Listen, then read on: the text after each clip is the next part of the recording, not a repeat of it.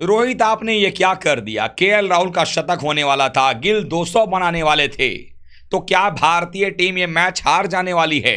आखिरकार ये सब बातें उस समय होने लगी जब रोहित शर्मा ने पारी घोषित की और बांग्लादेश ने एक बेहतरीन शुरुआत कर दी। चाय काल तक उनका कोई विकेट नहीं गिरा, लेकिन बहुत कम लोगों को मालूम है कि रोहित की एक चालाकी से पूरी बांग्लादेश की टीम अब फंस चुकी है। और उस चालाकी के बारे में हम आपको बताने वाले हैं कि आखिरकार वो कौन सी चालाकी थी जिसकी वजह से पूरी बांग्लादेश की टीम अब हार के कगार पर तो खड़ी है ही, साथ ही साथ केएल राहुल भी खुश हो चुके हैं। क्या है पूरी कहानी हम आपको इस वीडियो में बताने वाले हैं, तो वीडियो को पूरा देखिएगा। पसंद आए तो लाइक कीजिएगा, शेयर कीजिएगा दोस्तों में, और चैनल पर पहली बार आए हैं तो क्रिक रोस्ट की फैमिली में सब्सक्राइब बटन दबा करके अभी शामिल हो जाएगा। चलिए वीडियो को शुरू करते हैं। जैसा कि आप सब जानते हैं कि भारतीय टीम पहले टेस्ट मुकाबले में बांग्लादेश की अकड़ को तोड़ने में कोई कसर नहीं छोड़ रही है।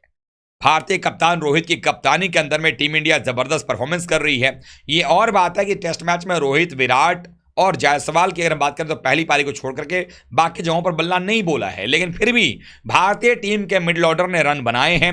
लोअर मिडिल ऑर्डर में पहली पारी में जहां पर जडेजा ने 86 बनाए, अश्विन ने शतकीय पारी खेली, वहीं दूसरी पारी के अंदर में जब भारतीय टीम लीड ले रही थी 81 पर 3 विकेट भारत के गिर गए थे, और उसके बाद टीम इंडिया ने जब तीसरे दिन का खेल शुरू किया तो ऐसा लगा कि शायद नए दिन में ऐसा ना हो जाए कि फटाफट विकेट गिरता चला जाए। हालांकि अच्छी बात यह थी कि भारत के पास में ऑलरेडी जो बढ़त थी वो ज़्यादा थी, यानी कि 81 रन ऑलरेडी भारत ने बनाए थे और 227 की बढ़त जो है वो पहले से मिली हुई थी, तो 308 रन की बढ़त भारत के पास में थी।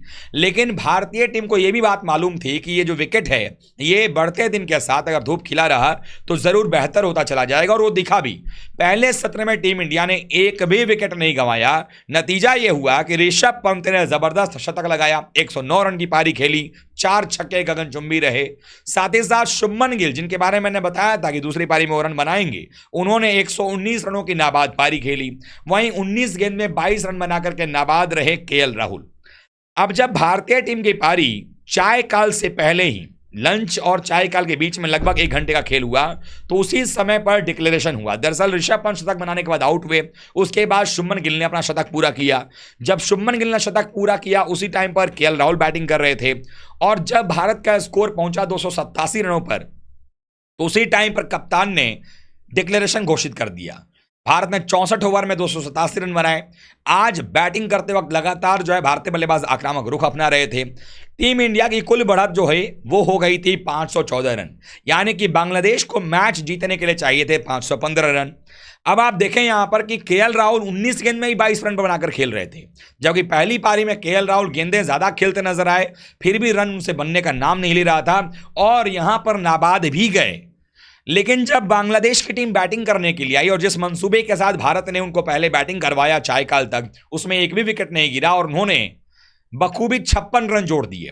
4 के ऊपर के रन औसत से शादमान इस्लाम और उनके ओपनिंग जोड़ीदार जो थे जाकिर हसन, वो बनाते चले गए। तो लोगों को लगने लगा चाय काल के ब्रेक तक कि ये तो मैच हाथ से गया यार, ऐसा लग रहा है कि ये मैच हार जाएंगे। फिर सारे लोगों ने सवाल करना शुरू किया, फैंस ने, कि कितना गलत डिसीजन था, 200 रन और बना लेते, यहाँ पर वैसा हो जाता, केएल राहुल को शतक बनाने का मौका था, गिल का 200 बन जाता। लेकिन शायद उन लोगों को या आप में से बहुत सारे लोगों को वो चालाकी रोहित शर्मा की दिखाई नहीं दी जो हम बता रहे हैं। दरअसल जो मैंने बातचीत किया, जो मुझे पता चला, उसके मुताबिक रोहित शर्मा, गौतम गंभीर, अभिषेक नायर और मौने मोरकल, इन सब ने मिलकर के एक रणनीति बनाई थी ड्रेसिंग रूम के दौरान। इवन एक समय था जब जडेजा भी तैयार थे, जब उनको लगा कि 514 रन का बढ़त हमारे पास में है, 515 का टारगेट हम देंगे, उन्होंने वापस बुला लिया। गौतम गंभीर नहीं चाहते थे, रोहित शर्मा से मिलकर जब बातचीत हुई, वो दोनों कप्तान और कोच नहीं चाह रहे थे कि यहां पर केएल राहुल 22 रन बना चुके हैं 19 गेंद में, अच्छे लग रहे हैं, और ये आगे चल करके अगर इनको हम ये कह देते हैं कि आज दिन भर आप खेल लो आराम से, तो हो सकता था कि केएल राहुल वापस पहली पारी जैसा ही इंटेंट दिखाते और टुक टुक बल्लेबाजी में कहीं अपना विकेट खो देते, तो कॉन्फिडेंस और भी खत्म हो जाता और मजबूरन उनको टीम से ड्रॉप करना पड़ता। जबकि टीम इंडिया केएल राहुल को ऑस्ट्रेलिया दौरे पर भी नंबर 6 के तौर पर, बल्लेबाज के तौर पर देखना चाहती है, क्योंकि विदेशी कंडीशंस में हमेशा से रिकॉर्ड जो है वो केएल राहुल का बड़ा शानदार रहा है, चाहे अफ्रीका की बात हो, चाहे ऑस्ट्रेलिया की बात हो, चाहे इंग्लैंड की बात हो।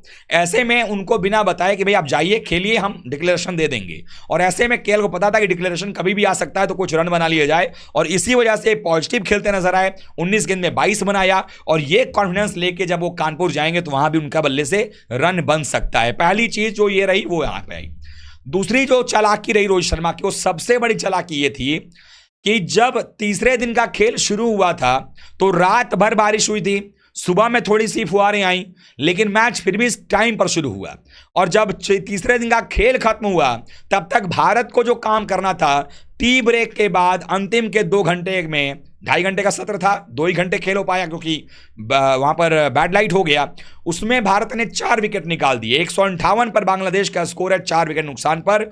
और ऐसे में नजमुल हसन शांतो और शाकिब अल हसन बैटिंग कर रहे हैं, और वो कब आउट हो जाएंगे कोई ठीक नहीं है, लेकिन 4 विकेट भारत ने निकाल लिए, ये सबसे बड़ी बात है।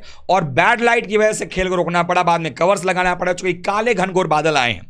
अब मान लीजिए कि अगर डिक्लेरेशन टाइम पर नहीं होता, करने को तो मेरा भी मानना था कि हाँ आप चाहते 2 घंटा और बैटिंग करते, 650 700 बनता, केएल 50 70 बनाते, 100 बनाते, शुभमन गिल का 200 हो जाता, लेकिन गारंटी नहीं थी कि ऐसा हो ही जाता।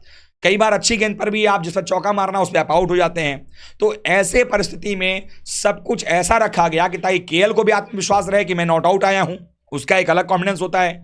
शुभमन गिल ने शानदार पारी खेली, नॉट आउट आए, और भारत मौका लगा करके 4 विकेट निकाल चुका है। तो ऐसे में अगर कहीं रात भर बारिश होती है, या कल खेल को अगर देखा जाए चौथे दिन देर से शुरू होता है, या मान लीजिए एक आधा सत्र और धुल गया, तो भी आपको सिर्फ और सिर्फ 6 विकेट निकालने होंगे। लेकिन अगर यही डिक्लेरेशन आप शाम में करते और खेल नहीं हो पाता, और अगले दिन भी अगर 2 सत्र धुल जाता, तो फिर दबाव भारतीय टीम पर आती कि भाई भारत को 3-4 सत्रों में उनके 10 विकेट निकालने हैं।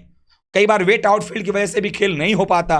तो ऐसे में जब मौसम चेन्नई में खराब है इस वक्त, तो यही अच्छी चीज थी कि आप डिक्लेरेशन टाइम पर करें, ताकि आपका जो क्रिकेट है वो आप जो चाह रहे हैं वो ड्रॉ ना करके आप मैच जीतें।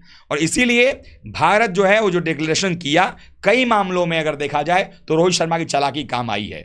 आप क्या सोचते हैं कमेंट करके बताइएगा, आपको ये कैसा लगा रोहित का फैसला, और केएल राहुल ने जो 22 बनाए उसको, उसकी पारी को आप कैसे देख रहे हैं, तो आप कमेंट कीजिएगा, वीडियो को लाइक कीजिएगा, शेयर कीजिएगा। चैनल पर पहली बार आए हैं तो क्रिकेट रोस्ट की फैमिली में सब्सक्राइब बटन दबा करके अभी शामिल हो जाइएगा। मिलते हैं कल सुबह 8:45 पर। तब तक आप सभी का बहुत बहुत धन्यवाद। थैंक यू सो मच दोस्तों।